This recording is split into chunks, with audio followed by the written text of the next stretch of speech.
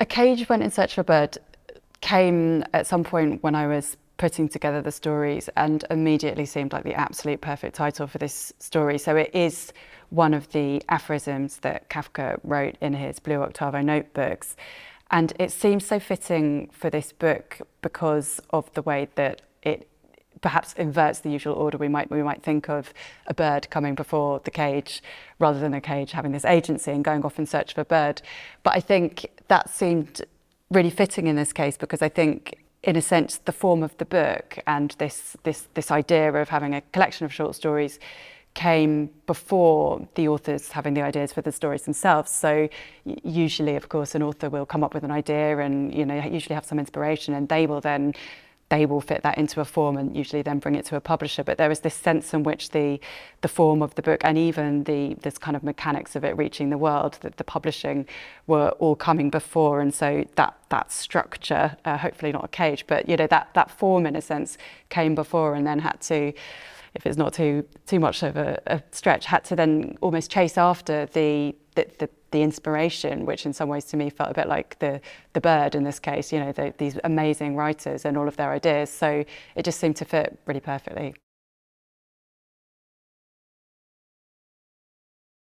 I think what makes Kafka so enduringly inspiring to so many different writers is, on the one hand, his sheer prowess as a writer, his style, his sentences, other qualities that writers are drawn to, like his humour, his imagination. But I think above and beyond all that, one of the reasons why he is so important is that almost enigmatic quality that all of his works have, or many of his works have, which I think means that he can and does mean so many different things to so many different writers. There was a very nice phrase that the critic Chris Power used in a piece earlier this year around the anniversary. I think it was in The Guardian, and he described the radical interpretability of Kafka, which I think is a very nice way of summing up this almost what you could call a sort of elasticity around the interpretation. For me, I think that seems to be one of the things why he means so much to so many different writers and continues to fascinate and inspire so many people today.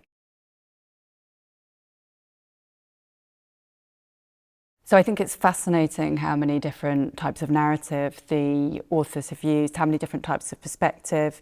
So there are a fair few first-person stories. There's one brilliant story, Naomi Alderman's, is in the first-person plural.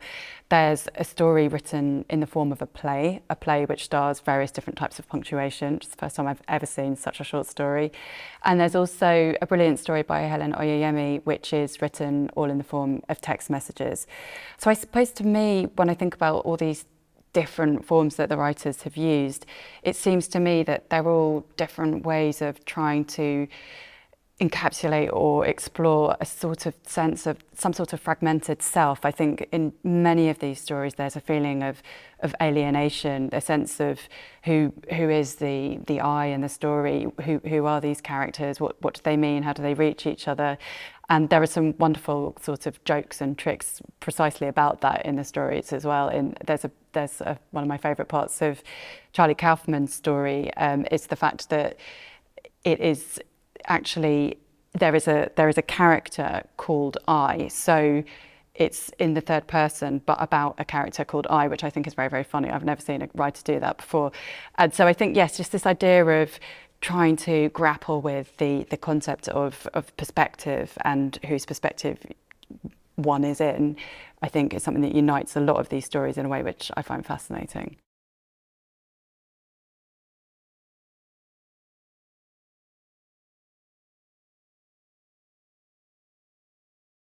At first glance, the stories in this collection might seem bleak to the reader, quite despairing. There is a lot of darkness in this book, but what's fascinating is that there is also this spark of optimism, which Becca Rothfeld writes very beautifully about in her introduction.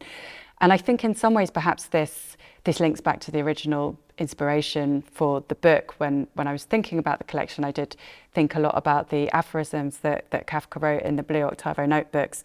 And a lot of them have that kind of paradoxical quality whereby something that seems almost like a trap or an end actually opens out into a different meaning.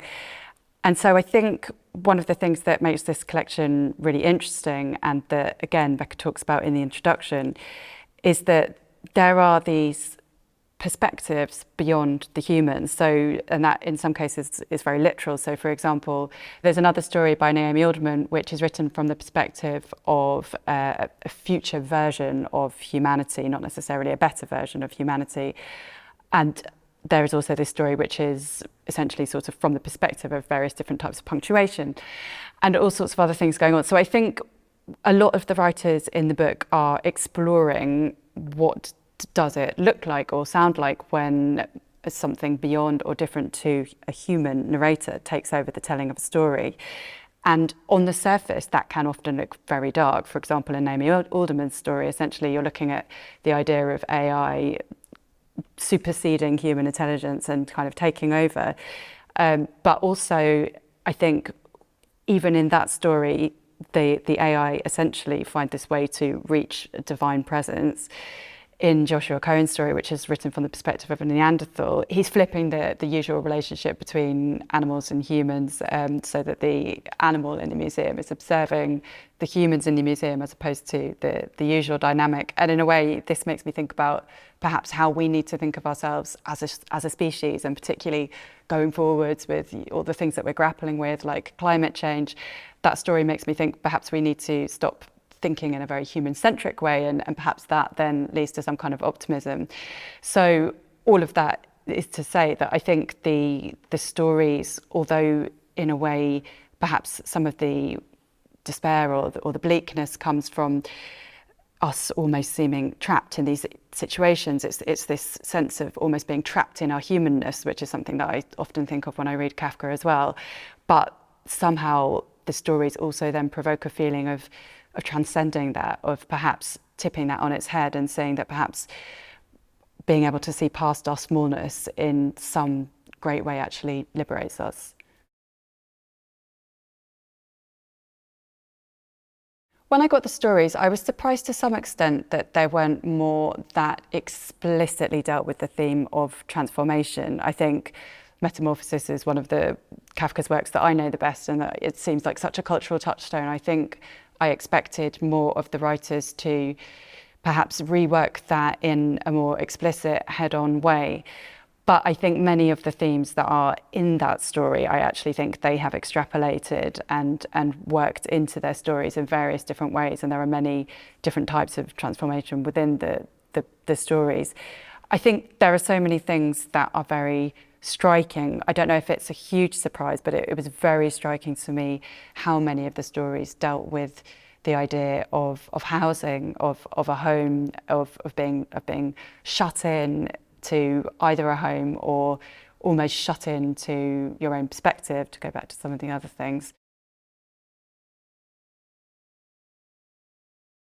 What I personally find fascinating about Kafka, I think, is the extent of his imagination, the multiple scenarios and how strange the scenarios are. But I think the way that he has this way of seeming to make the strangest and most particular scenarios seem deeply, deeply universal, I think that is absolutely fascinating. And I think that's one of the reasons why so many people relate to him and to his work so strongly and are just endlessly fascinated by him.